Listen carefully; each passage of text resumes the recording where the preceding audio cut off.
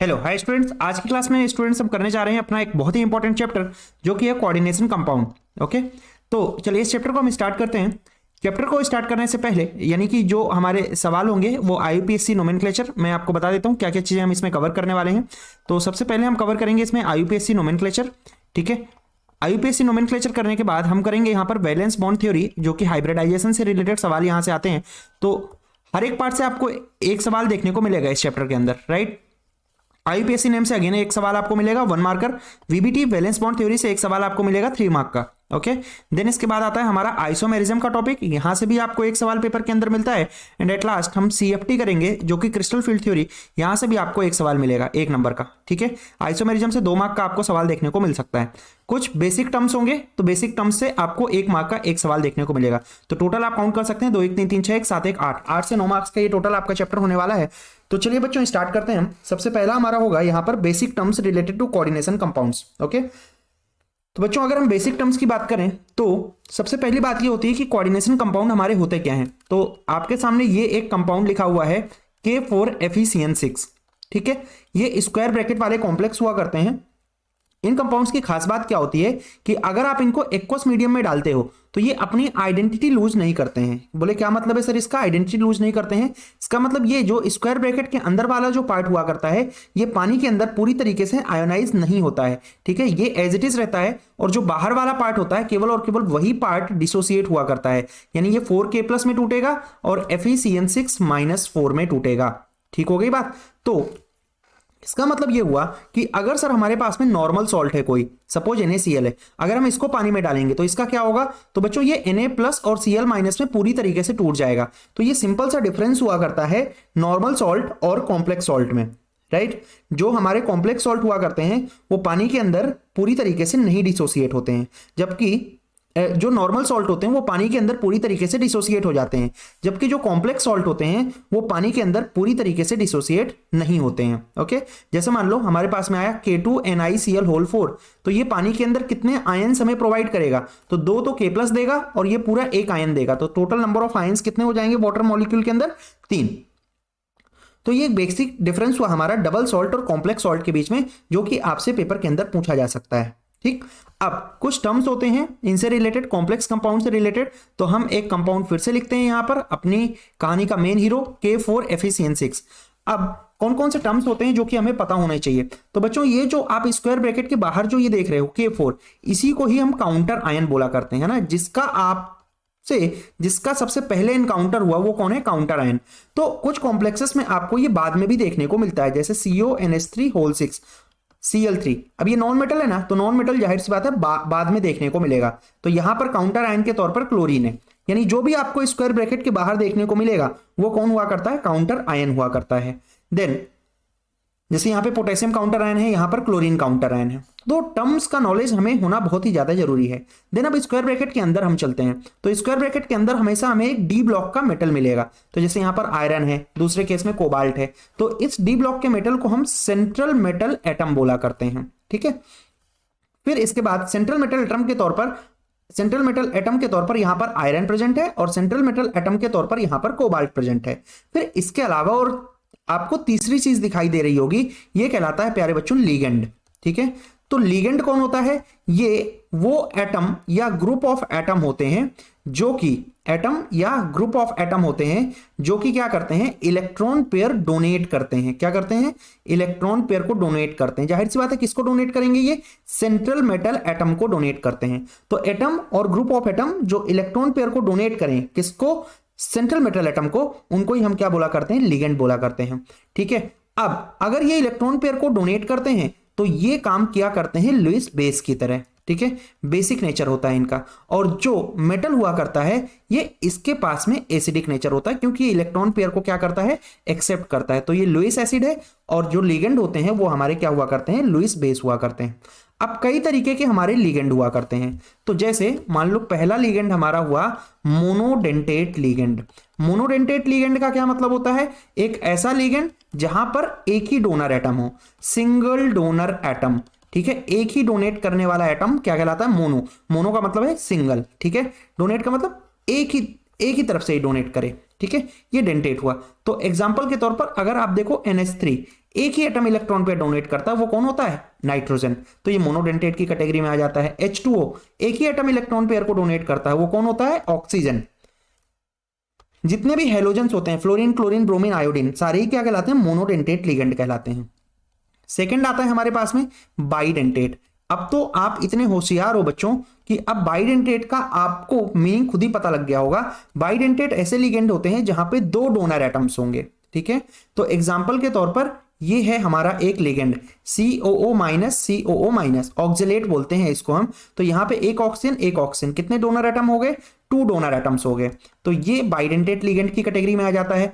अगला आ गया हमारा CH2NH2, CH2NH2, ये भी क्या हो जाता है बच्चों? एक बाइडेंटेट लिगेंड। यहां पर NH नाइट्रोजन, यहां पर ये दूसरा नाइट्रोजन, तो इसका नाम हुआ करता है EN, इथेन 1,2 डाइअमाइन, ठीक है। तो ये बाइडेंटेट लिगेंड हुआ करते हैं हमारे। फिर आ जाते हैं हम पॉलीडेंटेट लिगेंड में, ठीक है। अब ट्राई, टेट्रा, ये सब की बजाय हम क्या कर लेते हैं? पॉलीडेंटेट लिगेंड कर लेते हैं। तो पॉलीडेंटेट क्या होंगे? जहां पे मैनी डोनर एटम्स होते हैं, मैनी डोनर एटम्स होते हैं, उनको हम क्या बोलते हैं? Polydentate ligand, many donor atoms. तो एग्जाम्पल के तौर पर इसका होता है हमारा EDTA, फुल फॉर्म क्या है? Ethylene diamine tetra acetate. और ये कितने डेंटेट होता है बच्चों? ये एक हेक्साडेंटेट लिगेंड होता है। तो ये तो हुए हमारे मोनोडेंटेट, बाइडेंटेट, पॉलीडेंटेट। इसके अलावा भी 2 लिगेंड हमें और करने हैं। एक तो होते हैं एम्बीडेंटेट लिगेंड। देखिए एम्बीडेंटेट लिगेंड बहुत ही ज्यादा इंपॉर्टेंट है, पेपर में आने के चांसेस इसके बहुत ज्यादा हुआ करते हैं। एम्बीडेंटेट लिगेंड क्या होते हैं? जिनके पास होते तो दो डोनर एटम है। कितने डोनर एटम होंगे? 2 डोनर एटम होंगे, बट एट अ टाइम एक ही एटम यहां पर इलेक्ट्रॉन पेयर डोनेट करेगा। Only 1 atom donate electron pair, ठीक है। इनको हम क्या बोलेंगे? Ambidentate ligand. क्या बात आपको समझ आ गई? तो अगर मैं आपसे पूछूं एम्बीडेंटेट लिगेंड किस कैटेगरी में आप रखोगे? मोनोडेंटेट में रखोगे कि बाइडेंटेट में रखोगे? तो आप बोलोगे कि भैया ये ना मोनोडेंटेट की कैटेगरी में आएंगे। क्यों? क्योंकि एट अ टाइम तो एक ही एटम डोनेट कर रहा है ना, भले ही 2 प्रेजेंट है। तो इसका एग्जांपल हो जाता है साइनाइड एंड आइसोसाइनाइड, ठीक है। ये नाइट्रोजन की तरफ से जब डोनेट करता है तो आइसोसाइनाइड हो जाता है, जब कार्बन की तरफ से डोनेट करता है तो ये क्या हो जाया करता है? साइनाइड हो जाया करता है। और भी एग्जाम्पल होते हैं इसके, जैसे NO2 एंड ONO, नाइट्रोजन की तरफ से डोनेशन होना और ऑक्सीजन की तरफ से डोनेशन होना। SCN, thiocyanate and isothiocyanate. तो ये हमारे हुए एम्बीडेंटेट लिगेंड हैं, 2 लेकिन डोनेशन एक ही तरफ से हो। नेक्स्ट आता है हमारा कीलेट लिगेंड। कीलेट लिगेंड क्या होते हैं? जो ऐसे लिगेंड जो कि क्लोज्ड स्ट्रक्चर बनाए, ठीक है, क्लोज्ड स्ट्रक्चर बनाए। और ये लिगेंड ऐसे होते हैं जो कि मॉलिक्यूल के अंदर जो कॉम्प्लेक्स होता है उसकी स्टेबिलिटी को बढ़ा दिया करते हैं, ठीक है। तो जितने भी हमारे बाइडेंटेट और पॉलीडेंटेट होते हैं ये इस कैटेगरी में आ जाते हैं। किसकी कैटेगरी में? कीलेट लिगेंड की कैटेगरी में, बाइडेंटेट और पॉलीडेंटेट। तो EDTA हमारा पॉलीडेंटेट होने के साथ साथ कैसा लिगेंड होता है? कीलेट लिगेंड भी हुआ करता है। ओके, चलिए अगले पॉइंट की ओर हम चलते हैं। अगला डेफिनेशन हमारा आता है बच्चों, अगला डेफिनेशन हमारा आया करता है, हमने लिगेंड के बारे में सीख लिया, अब हमारे आते हैं होमोलेप्टिक एंड हेट्रोलेप्टिक कॉम्प्लेक्सेस, ठीक है। ये डेफिनेशन भी आपसे पूछी जा सकती हैं, होमोलेप्टिक एंड हेट्रोलेप्टिक कॉम्प्लेक्सेस। तो देखिए होमोलेप्टिक कॉम्प्लेक्सेस क्या होते हैं? होमो का मतलब है सेम टाइप ऑफ लिगेंड का होना, सेम टाइप ऑफ लिगेंड का होना, ठीक है, यानी सिंगल टाइप ऑफ लिगेंड यहां पर रहेंगे। और हेट्रोलेप्टिक में क्या होगा बच्चों? डिफरेंट टाइप ऑफ लिगेंड हमारे कॉम्प्लेक्स के अंदर प्रेजेंट होंगे। तो जैसे हम 1-2 एग्जांपल आपको इसका बताएं तो आपके दिमाग में ये ज्यादा अच्छे से चीजें फिट हो जाएंगी। फॉर एग्जांपल आया K4FeCN6, यहां पर लिगेंड के तौर पर केवल और केवल साइनाइड प्रेजेंट है। अगर एक ही तरीके का ये लिगेंड हुआ तो ये किस कैटेगरी में आ जाएगा? होमोलेप्टिक कॉम्प्लेक्स की कैटेगरी में आ जाएगा। हेट्रोलेप्टिक की अगर हम बात करें तो सपोज हमारे पास में कॉम्प्लेक्स हुआ CONH3 Cl भी डाल दिया, H2O भी डाल दिया। अब आप देख रहे हैं वेराइटी मिल गई आपको। क्या मिल गई? वेराइटी। तो अगर वेराइटी मिल जाए तो इसका मतलब हेट्रोलेप्टिक कॉम्प्लेक्स है। 4 अमोनिया, 1 क्लोरीन, 1 वाटर, तो 3 तरीके के लिगेंड हो गए। ऐसे कॉम्प्लेक्सेस को हम हेट्रोलेप्टिक कॉम्प्लेक्सेस बोलते हैं। अगला पॉइंट आता है कोऑर्डिनेशन नंबर। तो कोऑर्डिनेशन नंबर क्या होता है? Number of ligand multiply by density, यानी कि अगर मुझे इस कंपाउंड का कोऑर्डिनेशन नंबर पता करना है K4FeCN6 तो कितने लिगेंड है टोटल? 6, और 6 के 6 कैसे हैं? साइनाइड कैसा लिगेंड है? मोनोडेंटेट। तो इस कंपाउंड का कोऑर्डिनेशन नंबर कितना हो जाएगा? 6। बोले भैया एक दो एग्जांपल और बता दो तो जीवन की सारी समस्याएं दूर हो जाएंगी। तो for example COC2O4 whole thrice, और माइनस का इसके ऊपर 3 चार्ज है, तो ये कितना हो जाएगा इसका कोऑर्डिनेशन नंबर? तो नंबर ऑफ लिगेंड 3 है, और C2O4 अभी ऊपर हमने देखा बाइडेंटेट लिगेंड होता है, तो 3 × 2 कितना कोऑर्डिनेशन नंबर हो जाएगा इसका? 6 हो जाएगा। तो इस तरीके से हम कोऑर्डिनेशन नंबर निकालते हैं। जैसे मान लो हमारे पास में आ गया K2NiCl होल 4, तो कितने क्लोरीन हुए हमारे? 4 क्लोरीन, और क्लोरीन कैसा लिगेंड होता है? मोनोडेंटेट लिगेंड होता है। तो इसका मतलब ये हुआ इसका कोऑर्डिनेशन नंबर कितना हो जाएगा?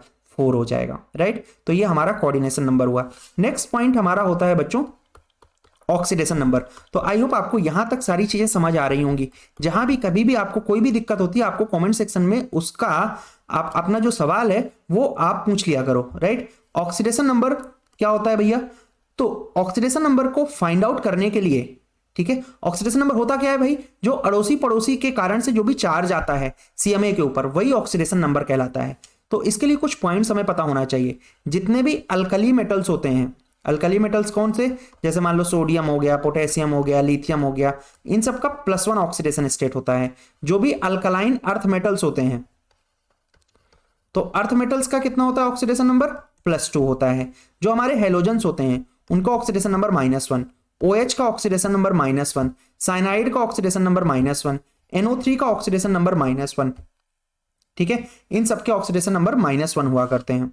ये आपको, ये जो लिस्ट है यहां पर जो मैं लिख रहा हूं, ये लिस्ट आपको बहुत ही अच्छे तरीके से याद होनी चाहिए। अगर ये लिस्ट याद है तो आपका ये चैप्टर बहुत ही आसान होने वाला है, क्योंकि पूरे चैप्टर के अंदर ऑक्सीडेशन नंबर हर जगह पे काम आने वाली है। अगर आप IUPAC नोमेनक्लेचर करते हैं तब आपको ऑक्सीडेशन नंबर काम में आएगा। अगर आप हाइब्रिडाइजेशन करते हैं तब आपको ऑक्सीडेशन नंबर काम में आएगा। यानी बिना ऑक्सीडेशन नंबर के ये सवाल हिलने वाला नहीं, ये जो चैप्टर है आपका हिलने वाला नहीं है। तो आपको ऑक्सीडेशन नंबर बहुत ही अच्छे तरीके से याद होनी चाहिए। Carbonate, CO3, SO4, sulphate, C2O4, इन सबका ऑक्सीडेशन नंबर -2 हुआ करता है। NH3 हो गया, EN हो गया, CO हो गया, H2O हो गया, इन सबका ऑक्सीडेशन नंबर कितना हुआ करता है? 0। EDTA होता है, इसका ऑक्सीडेशन नंबर कितना होता है? -4। तो ये तो बेसिक है, इतने अगर आपको पता है तो आपका काम इस चैप्टर के अंदर हो जाएगा, राइट। चलिए निकालना कैसे है भैया इसको? तो जैसे मान लो K4FeCN6 है, ठीक है, इसमें हम किसका ऑक्सीडेशन नंबर निकालते हैं? आयरन का। तो पोटेशियम का +1 होता है, कितने पोटेशियम है? 4, तो 4 लिखा हमने। आयरन का X माना, साइनाइड का -1 होता है, तो टोटल 6 है, बराबर 0 किया, तो X = कितना आ गया? +2। ओके, जैसे मान लो NiCl4 एंड -2। अब इसका हमें ऑक्सीडेशन नंबर निकालना है, तो X -4 = -2, Cl का -1 होता है। ओवरऑल चार्ज अगर कुछ भी प्रेजेंट है तो = वो चार्ज कर देना है। यहाँ पे ओवरऑल चार्ज नहीं था इसलिए हमने 0 पुट कर दिया था, तो X का वैल्यू कितना मिल जाएगा आपको? +2 मिल जाएगा। For example CO NH3 whole twice Cl3, and बाहर हमने दे दिया आपको क्या? बाहर हमने आपको मान लो दे दिया Cl ही दे दिया, ठीक है। तो ये क्या बन जाएगा? X +0 -3, और बाहर वाले का भी -1 बराबर 0, यानी X = क्या आने वाला है? +4 आने वाला है। तो कुछ इस तरीके से हम ऑक्सीडेशन नंबर को कैलकुलेट किया करते हैं, ठीक है। तो ये हमारा जो बेसिक काम है ये पूरा हुआ। अब हम सीधा सवालों की ओर चलेंगे, ठीक है। तो देखिए बच्चों, अगर हम सवालों को देखें तो सबसे पहला काम हमारा होता है, जो सवाल बनते हैं वो होता है IUPAC नोमेनक्लेचर से, ठीक।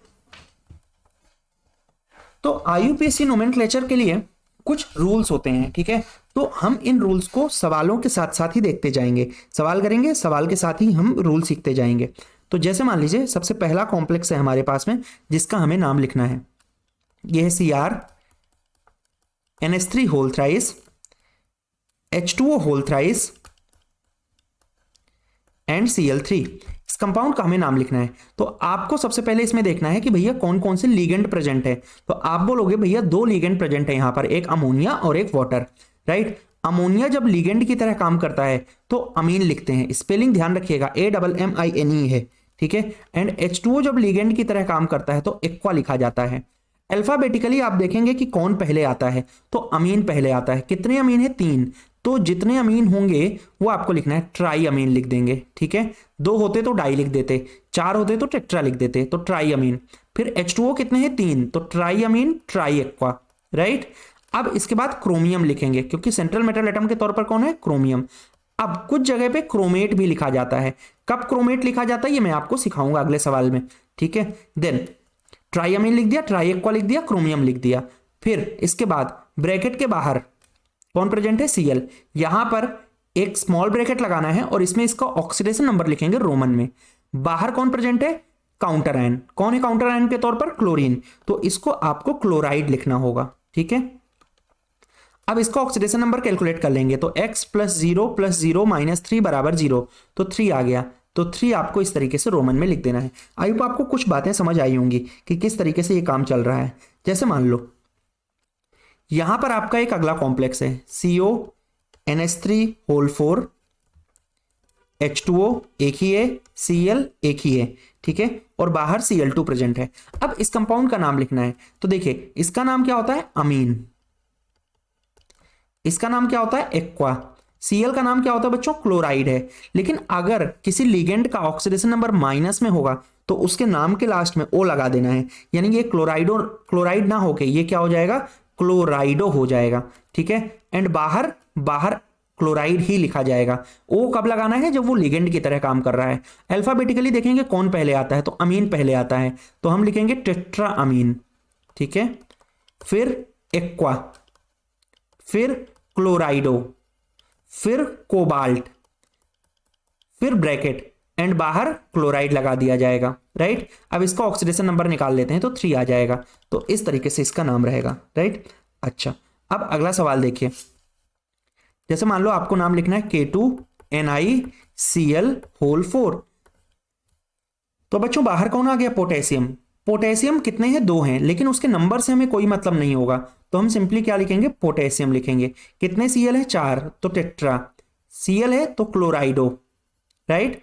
अब निकल, यहां पर निकल ना लिख के क्या लिखा जाएगा, निकलेट लिखा जाएगा। अगर मान लो काउंटर आयन बाहर है, देख ध्यान से समझिएगा, अगर काउंटर आयन ब्रैकेट के बाहर है तो उस दौरान मेटल के नाम के लास्ट में 8 लगाएंगे, यानी मेटलेट हो जाएगा, पोटेशियम टेट्राक्लोराइडो निकलेट। और फिर हमेशा की तरह इसका ऑक्सीडेशन नंबर 2। तो एक कॉम्प्लेक्स हमने स्टार्टिंग में लिखा था K4FeCN6, इसका नाम क्या हो जाएगा, तो पोटेशियम लिखेंगे सबसे पहले, है ना। कितने साइनाइड है, 6, तो हेक्सा।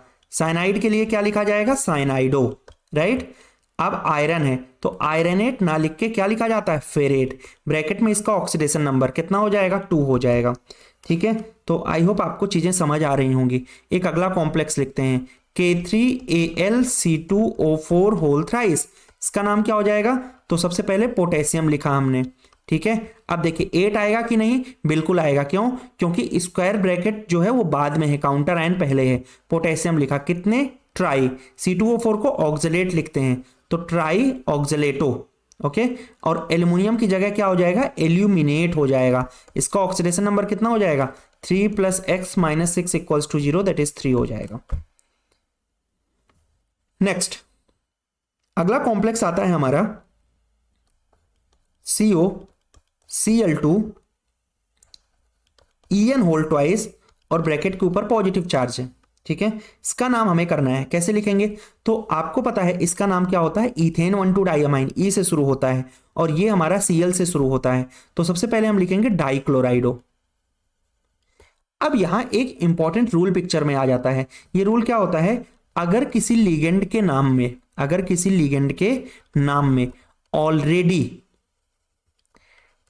डाई ट्राई टेट्रा है तो क्या करना है, क्योंकि ईएन के नाम में ऑलरेडी इथेन 1,2 डाई आ जाता है, तो दोबारा से आपको डाई ट्राई नहीं यूज करना है। अगर वो लिगेंड 2 बार आता है देन विल राइट बिस, 3 बार आता है तो वी विल राइट ट्रिस, ठीक है। 4 बार जीवन में आएगा नहीं कभी भी, ठीक है, लेकिन तो भी आप लोग नाम याद रख लो, ठीक है, टेट्राकिस, ठीक है भाई, खुश मत हो जाना, KIS है, तो डाइक्लोराइडो, ओके। देन बिस, फिर इथेन 1,2 डाइअमाइन, इथेन 1,2 डाइअमाइन, यहां सिंगल M है, ध्यान रखना है, अमीन में डबल M था NH3 वाले में। फिर कोबाल्ट, ऑक्सीडेशन नंबर कितना हो जाएगा इसका, 3 हो जाएगा। पॉजिटिव चार्ज है तो लास्ट में हम आयन लगा देंगे, ठीक है। चलिए एक और सवाल देखते हैं हम। जैसे मान लो हमें नाम करना है इस कंपाउंड का CONH NH3 whole 5 CO3 and बाहर Cl है, तो क्या लिखेंगे? पेंटाअमीन। ओके, पेंटाअमीन। CO3 कार्बोनेट है लेकिन इसका ऑक्सीडेशन नंबर -2 होता है, तो ये हो जाएगा पेंटाअमीन कार्बोनेटो। काउंटर आयन बाद में है तो हम कोबाल्ट लिखेंगे। ठीक है, ऑक्सीडेशन नंबर कितना हो जाएगा इसका? 3, एंड Cl के लिए क्या लिख दिया जाएगा? क्लोराइड लिख दिया जाएगा। क्या इतनी सी बात आपको समझ आ चुकी है? अगर ये फंडा क्लियर है तो बहुत आराम से आप जो है तो अपने पेपर के अंदर जो भी नाम आएगा आप उसको बहुत ही आसानी से कर पाएंगे बिना किसी समस्या के। ठीक है, चलिए एक अगला सवाल आप करके बता दीजिए मुझे, क्या होगा इसका नाम? K2 PDCl whole 4। ठीक है, सोचिए और लिखिए इसको, मैं फिर इसका आंसर बताता हूं आपको।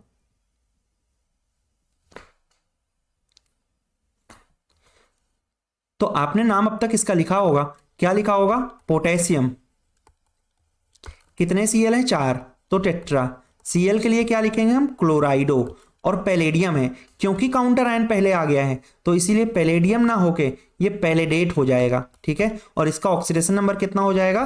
2 हो जाएगा। ठीक है, तो इस तरीके से हम नामकरण करते हैं। राइट, अब कई बार उल्टा काम दे दिया जाता है पेपर के अंदर। उल्टा काम कैसे? भैया नाम दे दिया और नाम देने के बाद स्ट्रक्चर पूछ लेते हैं कि इसका स्ट्रक्चर बनाओ। तो जैसे एक सवाल मैं लिखता हूं यहां पर, टेट्राअमीन डाइएक्वा कोबाल्ट 3 क्लोराइड। क्या समस्या आ जाएगी जीवन में? अगर ये मान लो कंपाउंड है और इसका आपको स्ट्रक्चर बनाना होगा, तो अब एक ही समस्या आने वाली है। बोले भैया कितने भी Cl हो, लिखते तो क्लोराइड ही हैं, तो फिर क्या करेंगे हम लिखेंगे यहां पर CO। कितने अमीन है? NH3 whole 4। ठीक है, डाइएक्वा यानी H2O होल ट्वाइस। अब Cl कितने? तो हम मान लेते हैं Cl होंगे और इसी n को हमें जीवन में निकालना है। तो n निकालने के लिए देखिए आपको कोबाल्ट का ऑक्सीडेशन नंबर कितना दिया हुआ है इन्होंने? 3, तो हम यहाँ 3 लिखेंगे। NH3 का 0 होता है, H2O का 0 होता है, एक Cl का -1 होता है, तो NCl का कितना हो जाएगा? -n हो जाएगा, बराबर 0 कर देंगे। तो n का वैल्यू कितना हो जाएगा? 3, तो यहाँ पर Cl3 आ जाएगा। ओके, एक और करते हैं तो आपको थोड़ा और ज्यादा अच्छे से समझ आएगा। जैसे पोटेशियम टेट्रासाइनाइडो,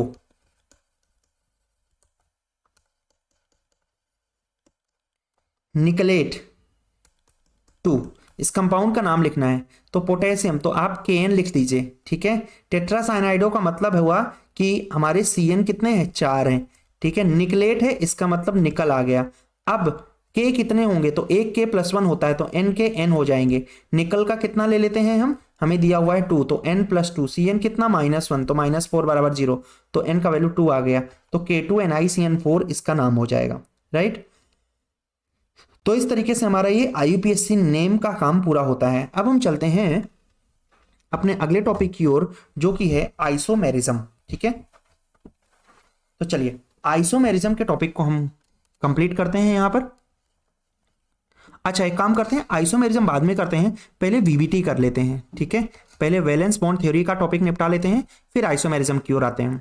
एक बड़ा टॉपिक है। ठीक है, और 3 मार्क का आपका ये टॉपिक रहेगा। 3 नंबर का एक सवाल आपको आपके पेपर में मिलने वाला है, और जितने मैं कंपाउंड कराऊंगा इन्हीं में से कोई ना कोई एक कॉम्प्लेक्स आपको पेपर के अंदर आएगा। राइट, तो यहां पर मेनली आपके 2 कोऑर्डिनेशन नंबर के कंपाउंड रहेंगे, एक कोऑर्डिनेशन नंबर 4 और एक कोऑर्डिनेशन नंबर 6। बोले क्या 5 वाले एग्जिस्ट नहीं करते हैं? एग्जिस्ट करते हैं। ठीक है, लेकिन उनके आने के चांस बहुत ही कम होते हैं। ठीक है, तो कोऑर्डिनेशन नंबर 4 और कोऑर्डिनेशन नंबर 6 मेनली कंपाउंड आपको आएंगे। ठीक है, 6 नंबर, अगर 4 है कोऑर्डिनेशन नंबर तो 2 हाइब्रिडाइजेशन पॉसिबल होंगे, या तो sp3 होगा या dsp2 होगा। अगर 6 है तो 2 हाइब्रिडाइजेशन पॉसिबल होंगे, या तो sp3d2 होगा या तो d2sp3 होगा। ठीक है, ये एक फ्लो चार्ट है। अगर ये फ्लो चार्ट आपका तैयार हो जाता है तो आपको हाइब्रिडाइजेशन के अंदर कोई भी आपको सवाल सही करने से कोई भी ताकत दुनिया की नहीं रोक सकती है। अगर sp3 हाइब्रिडाइजेशन है तो उस दौरान ज्योमेट्री हो जाया करती है टेट्राहेड्रल, और अगर dsp2 होता है तो उस दौरान हो जाती है स्क्वायर प्लेनर। राइट, अब चाहे sp3d2 हो या d2sp3 हो, हमेशा ज्योमेट्री क्या होगी? ऑक्टाहेड्रल होने वाली है। राइट, अगर S पहले आ जाए तो ऐसे कॉम्प्लेक्सेस को ही हाई स्पिन कॉम्प्लेक्स बोला जाता है। अगर S पहले आ जाए तो ऐसे कॉम्प्लेक्सेस को ही हाई स्पिन कॉम्प्लेक्स बोला जाता है। अगर D पहले आ जाए तो इनको लो स्पिन कॉम्प्लेक्स बोलते हैं। D पहले आ जाए तो लो स्पिन कॉम्प्लेक्स बोलते हैं। अगर S पहले आ जाए तो आउटर ऑर्बिटल कॉम्प्लेक्स बोलते हैं, है ना। अगर D पहले आ जाए तो इनर ऑर्बिटल बोलते हैं। अगर S पहले आ जाए तो आउटर ऑर्बिटल बोलते हैं। अगर D पहले आ जाए तो इनर ऑर्बिटल बोलते हैं, राइट। अब इसके बाद अगर मान लो अनपेयर्ड इलेक्ट्रॉन्स आ गए आपके सामने तो नेचर हो जाता है पैरामैग्नेटिक। हमने डी एंड एफ ब्लॉक में भी देखा था। और अगर पैरामैग्नेटिक है तो magnetic moment will be √n into n+2bm। और अगर सारे इलेक्ट्रॉन मान लो पेयर्ड हो गए, अगर मान लो सारे इलेक्ट्रॉन्स क्या हो गए, पेयर्ड हो गए, तो उस दौरान नेचर हो जाया करता है क्या, डायामैग्नेटिक। ठीक है, यहां पर n का मतलब क्या होता है, अनपेयर्ड इलेक्ट्रॉन्स। अगली बात आपको पता होना चाहिए कौन सा लिगेंड स्ट्रॉन्ग है और कौन सा लिगेंड वीक है। तो हालांकि कुछ जगह एक दो एक्सेप्शंस रहेंगे, जो भी एक्सेप्शंस होंगे वो हम सवालों में देख लेंगे। स्ट्रॉन्ग लिगेंड आपको कौन कौन से पता होना चाहिए, NH3, EN, CN, CO, ये आपके स्ट्रॉन्ग लिगेंड होते हैं। वीक लिगेंड आपके कौन होते हैं, वीक लिगेंड की कैटेगरी में हमारा आ जाया करता है जितने भी हैलोजेंस होते हैं, H2O होता है, ये वीक लिगेंड होता है। C2O4 के ऊपर स्टार लगा देंगे, एक आध केसेस में ये स्ट्रॉन्ग की तरह भी काम कर जाता है। ठीक है, यूजुअली ये वीक ही होता है। तो इतनी बात अगर हमें पता है तो हम हाइब्रिडाइजेशन के सवालों को बड़े आराम से निपटा सकते हैं, राइट। चलिए अब हम सवालों का सिलसिला स्टार्ट करते हैं। तो जैसे मान लेते हैं हमारा पहला सवाल आया, पहला सवाल है हमारा बच्चों NiCl4-2। इस कॉम्प्लेक्स के बारे में हमें सारी बातें बतानी है। कौन कौन सी, हमें इसका हाइब्रिडाइजेशन बताना है, हमें इसका ज्योमेट्री बताना है, हमें यह बताना है कि ये इनर है कि आउटर है, हमें यह बताना है कि ये लो स्पिन है कि हाई स्पिन है, हमें इसका मैग्नेटिक नेचर बताना है। ठीक है, ये सारी बातें आपसे पूछी जाती हैं और आपको पेपर के अंदर इसका एटॉमिक नंबर दे दिया जाता है। तो इसका एटॉमिक नंबर दे दिया आपको 28। तो देखिए प्यारे बच्चों, सबसे पहला काम क्या होगा, सबसे पहला काम होगा निकल का ऑक्सीडेशन नंबर निकालना। तो निकल X हो गया, -Cl-1 होता है, तो 4 है बराबर -2। X का वैल्यू कितना आ गया, +2 आ गया, राइट।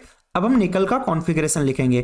तो निकल का कॉन्फ़िगरेशन कितना हो जाएगा, निकल हो जाएगा 28, यानी आर्गन 4s2 एंड 3d8।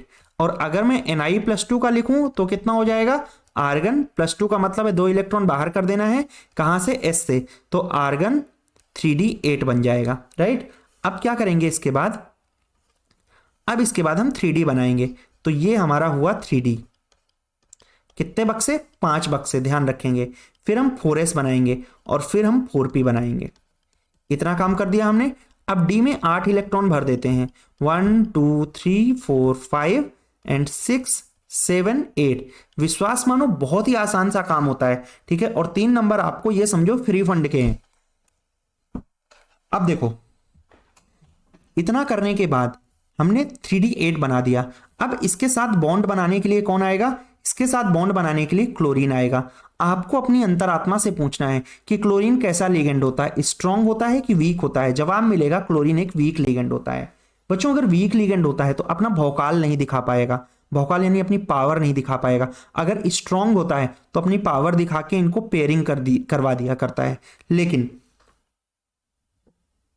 क्योंकि Cl एक वीक लिगेंड है तो अपनी पावर नहीं दिखा पाएगा, यानी यहां पे पेयरिंग नहीं होगी। ठीक है, पेयरिंग नहीं होगी तो 4 Cl आएंगे, इन जगहों पर आ जाएंगे, एक S पे और 3 P पे। क्या हाइब्रिडाइजेशन बन जाएगा, देखो sp3 बन जाएगा हाइब्रिडाइजेशन। ठीक है, कितने Cl को आना है, 4 Cl को आना है। ठीक है, तो इसीलिए हाइब्रिडाइजेशन sp3 बन जाएगा। और मैंने ऊपर भी आपको बताया है कि अगर कोऑर्डिनेशन नंबर 4 है तो 2 ही हाइब्रिडाइजेशन पॉसिबल होगी, इधर sp3 और dsp2। अब देखिए, क्या आपको अनपेयर्ड इलेक्ट्रॉन नजर आ रहे हैं, बोले हाँ सर बिल्कुल नजर आ रहे हैं। तो नेचर क्या हो जाएगा, पैरामैग्नेटिक। हाइब्रिडाइजेशन क्या आया, sp3, S पहले आया तो क्या बनेगा, ये आउटर ऑर्बिटल, राइट। देन अगर S पहले आया तो लो है कि हाई है, तो हाई स्पिन है। अगर मैग्नेटिक मूवमेंट, अगर पैरामैग्नेटिक है तो मैग्नेटिक मोमेंट आएगा कितना, म्यू इक्वल्स टू रूट कितने अनपेड इलेक्ट्रॉन, 2, तो 2 इंटू 4 यानी कि √8 इसका मैग्नेटिक मोमेंट हो जाएगा। अगर sp3 हाइब्रिडाइजेशन है तो ज्योमेट्री क्या बनेगी, टेट्राहेड्रल। तो आई होप ये फंडा आपका एकदम आपको पूरी तरीके से क्लियर हो गया होगा कि किस तरीके से हम जो है तो हाइब्रिडाइजेशन निकालते हैं। चलिए अगले कॉम्प्लेक्स की ओर हम चलते हैं। अगला कॉम्प्लेक्स है हमारा NiCN2 ठीक है। सबसे पहला काम क्या है, ऑक्सीडेशन नंबर निकालना। निकाल लेते हैं x -4 equals to -2, x equals to कितना आ गया, +2। अगेन 3d8, सबसे पहले d बनाने का, ये हमने d बना लिया। d में कितने इलेक्ट्रॉन फिल कर दिए, 8 इलेक्ट्रॉन, 3 4 5 एंड 6 7 8। फिर हमने बनाया 4s और फिर इसके बाद हम बनाएंगे यहां पर 4p। अब इसके साथ बॉन्ड बनाने के लिए साइनाइड आएगा। साइनाइड कैसा लिगेंड है, स्ट्रॉन्ग है कि वीक है, तो आपको जवाब मिलेगा साइनाइड तो स्ट्रॉन्ग लिगेंड होता है। कौन कौन से स्ट्रॉन्ग आपको हमने बताए, NH3 EN CN CO, ठीक है। अब यहां पर क्या करेगा, ये इसकी पेयरिंग करा देगा, तो ये इलेक्ट्रॉन यहां पे पेयर हो जाएगा, क्योंकि साइनाइड एक स्ट्रॉन्ग फील्ड लिगेंड है तो अपना भौकाल दिखाएगा। अब ये खाली हो गया, तो इसका मतलब यहां पर साइनाइड के इलेक्ट्रॉन पेयर्स आ जाएंगे, एक D में, एक S में और 2 P में। तो हाइब्रिडाइजेशन क्या हो जाएगा, DsP2। अगर DsP2 हो गया तो इसका मतलब ये क्या बनेगा, स्क्वायर प्लेनर। इनर है कि आउटर है, इनर है। लो है कि हाई है, लो है, ठीक है। और नेचर कैसा, पैरा है कि डाया है, तो ये हो जाएगा डायामैग्नेटिक। क्यों डायामैग्नेटिक, क्योंकि सारे के सारे इलेक्ट्रॉन्स क्या हो चुके हैं, पेयर्ड हो चुके हैं, राइट। चलिए अगले कॉम्प्लेक्स की ओर चलते हैं। अगला कॉम्प्लेक्स है हमारा NiCO4। फिर एक कॉम्प्लेक्स हम करेंगे कोऑर्डिनेशन नंबर 6 वाला, ठीक है, NiCO4। तो x और बाकी के जो केसेस होंगे 2-4 और एग्जांपल हम करेंगे जो हमारी क्वेश्चंस वाली सीरीज होगी उसमें। तो x + 0 इक्वल्स टू 0, क्योंकि कार्बोनिल का 0 ऑक्सीडेशन नंबर होता है, तो x इक्वल्स टू 0 आ गया। यानी कि 3D में तो रहेंगे ही रहेंगे, कितने, 8, इस तरीके से 4s में 2 रहेंगे एंड 4p में रहेंगे, ठीक है। 4p में नहीं रहेंगे, 4p हम खाली बना देंगे, ये 4s है और ये 3d है। अब इसके साथ बॉन्ड बनाने के लिए कौन आएगा, कार्बोनिल आएगा। कार्बोनिल कैसा लिगेंड है, स्ट्रॉन्ग लिगेंड है। तो अब यहां पर क्या हो जाएगा बच्चों, पेयरिंग हो जाएगी। कैसे, ये यहां चले जाएंगे और ये s वाले इस जगह पर आ जाएंगे, तो ये क्या बनेगा, देखो ये पूरा भर जाएगा, 3d जो होगा हमारा पूरा भर जाएगा। ये 4s खाली और ये अब 4p खाली। तो कितने कार्बोनिल ले आना है, 4, एक यहां और 3 यहां, मेकिंग हाइब्रिडाइजेशन sp3। अब बोलो इनर है कि आउटर है, तो आप बोलोगे सर ये आउटर है। लो है कि हाई है, हाई है। देन ज्योमेट्री क्या हो जाएगी, टेट्राहेड्रल। नेचर क्या होगा, पैरा की डाया, तो डायामैग्नेटिक। क्यों, क्योंकि सारे के सारे इलेक्ट्रॉन्स क्या हो गए हैं, पेयर हो गए हैं। फिर एक और कॉम्प्लेक्स हम करते हैं, ये है हमारा COF6-3। ओके, देखिए अब कैसे निकालेंगे इसको हम, x - 6 इक्वल्स टू -3, तो x इक्वल्स टू कितना हो जाएगा, +3। कोबाल्ट का एटॉमिक नंबर कितना, 28। Configuration argon 4s2 3d8, cobalt मनफेको सॉरी 27, तो 4s2 3d7। ओके, सो कोबाल्ट +3 कितना हो जाएगा, 3d6। तो सबसे पहले हम क्या करेंगे, यहां पर 3d6 बना देंगे, 1 2 3 4 5 एंड देन 6। अब देखो यहां पर 6 फ्लोरीन को आना है, तो जाहिर सी बात है जगह थोड़ा ज्यादा रखनी पड़ेगी। तो 4s भी बनाएंगे, 4p भी बनाएंगे और 4d भी बना देंगे। क्यों 4d, क्योंकि 6 फ्लोरीन को आना है। अब इसके साथ बॉन्ड बनाने के लिए कौन आएंगे, फ्लोरीन के इलेक्ट्रॉन्स आएंगे। हम पूछेंगे फ्लोरीन कैसा लिगेंड है, स्ट्रॉन्ग है कि वीक है, तो आपको जवाब मिलेगा फ्लोरीन एक स्ट्रॉन्ग वीक लिगेंड है। तो वीक लिगेंड है तो 6 फ्लोरीन कहां पर आ जाएंगे, 1 2 3 4 5 6, मेकिंग हाइब्रिडाइजेशन sp3d2। ओके, अब देखिए इनर है कि आउटर है, तो जवाब आया आउटर है। लो है कि हाई है, जवाब आया हाई स्पिन है। फिर इसके बाद ज्योमेट्री ऑक्टाहेड्रल हो जाएगी। ओके, नेचर पैरा है कि डाया है, तो देखो भर भर के अनपेयर्ड इलेक्ट्रॉन नजर आ रहे हैं, तो नेचर कैसा हो जाएगा, पैरामैग्नेटिक। अगर नेचर पैरामैग्नेटिक है तो म्यू आ जाएगा कितना, root n into n plus two. कितने अनपेयर्ड इलेक्ट्रॉन है, 4, तो रूट का 24 BM क्या हो जाएगा, अनपेयर्ड वो मैग्नेटिक मूवमेंट हो जाएगा। तो इस तरीके से आप हाइब्रिडाइजेशन के सवालों को करते हैं। चलिए अब आगे हम चलते हैं अगले टॉपिक की ओर, जो कि होगा हमारा आइसोमेरिज्म। ओके, तो बच्चों अगर हम आइसोमेरिज्म की बात करते हैं तो मेनली हमारे पास में 2 टाइप के आइसोमेरिज्म आते हैं। कौन कौन से, एक स्ट्रक्चरल और एक स्टीरियो। स्ट्रक्चरल के हमारे फर्दर 4 पार्ट्स हुआ करते हैं, ठीक है, एंड स्टीरियो के हमारे 2 पार्ट होते हैं। कौन कौन से, स्ट्रक्चरल के 4 कौन कौन से हैं, सबसे पहला आता है आयोनाइजेशन, फिर आता है कोऑर्डिनेशन, फिर आता है लिंकेज, और फिर आता है सॉल्वेट। और स्टीरियो के 2 कौन कौन से होते हैं, geometrical isomerism and optical isomerism. तो पहली बात तो ये है कि हमें ये 4 पॉइंट्स क्लियर होने चाहिए कि हमारे कौन कौन से हाइब्रिडाइजेशन है, आइसोमेरिज्म है, ठीक है, structural and then stereo. Structural के कितने पार्ट्स हुए हमारे, 4 पार्ट्स हुए, और स्टीरियो के कितने पार्ट हुए हमारे, 2 पार्ट हुए। तो अब अगर हम बात करें यहां पर आयनाइजेशन आइसोमेरिज्म की, तो एग्जाम्पल के थ्रू हम इनको समझेंगे चारों आइसोमेरिज्म को, राइट, स्ट्रक्चरल वाले जितने भी हैं। तो हमारा सबसे पहला कौन है, आयोनाइजेशन। देखिए आयनाइजेशन तब पिक्चर में आता है बच्चों जब हमारा counter ion can act as ligand, तो इनके बीच में बेसिकली स्वैपिंग हो जाती है, लीगेंड बन जाता है काउंटर आयन और काउंटर आयन बन जाता है लीगेंड। एग्जाम्पल के तौर पर CO NH3 whole 5 Br SO4। अब ये जो सल्फेट है ये लीगेंड की तरह भी काम कर सकता है, तो ये आ जाएगा अंदर और ये आ जाएगा बाहर, तो ये क्या कहला जाएगा, आयनाइजेशन आइसोमेरिज्म कहला जाएगा। अगर हम बात करें कोऑर्डिनेशन आइसोमेरिज्म की, तो ये उन कॉम्प्लेक्सेस में देखने को मिलता है जो डबल स्क्वायर ब्रैकेट वाले होते हैं। कौन से वाले होते हैं, डबल स्क्वायर ब्रैकेट वाले कॉम्प्लेक्स होते हैं। जैसे मान लो ऐसे हुआ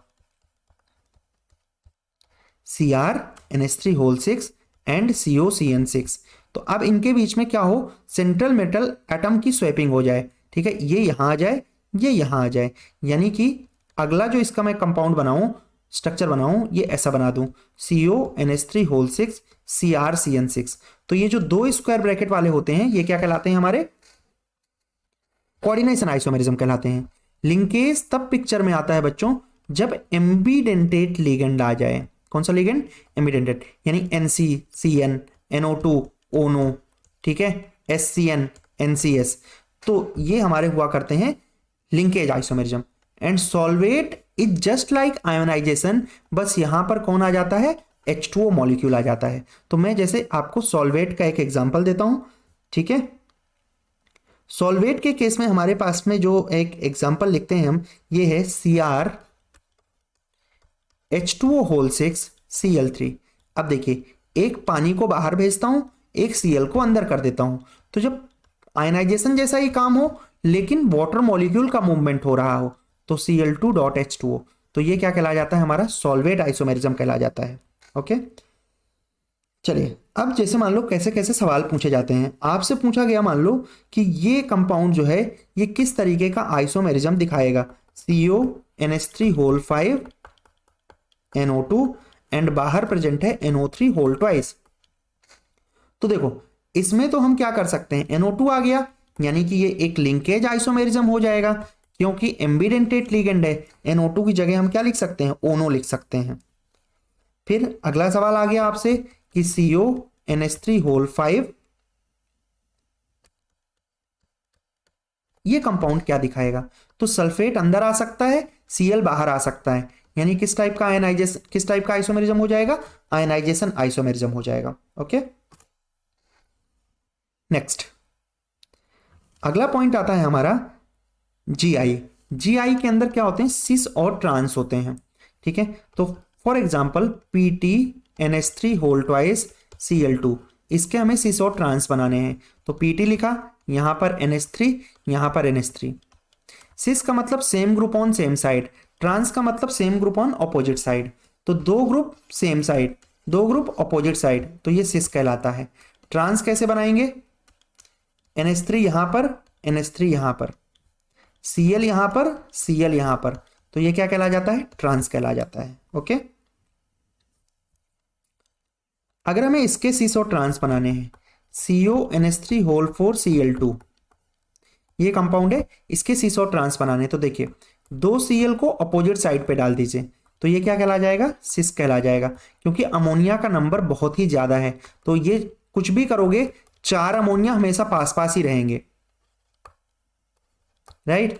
तो ये हमारा क्या कहला जाएगा, ट्रांस कहला जाएगा, क्योंकि 2 Cl दूर दूर हैं।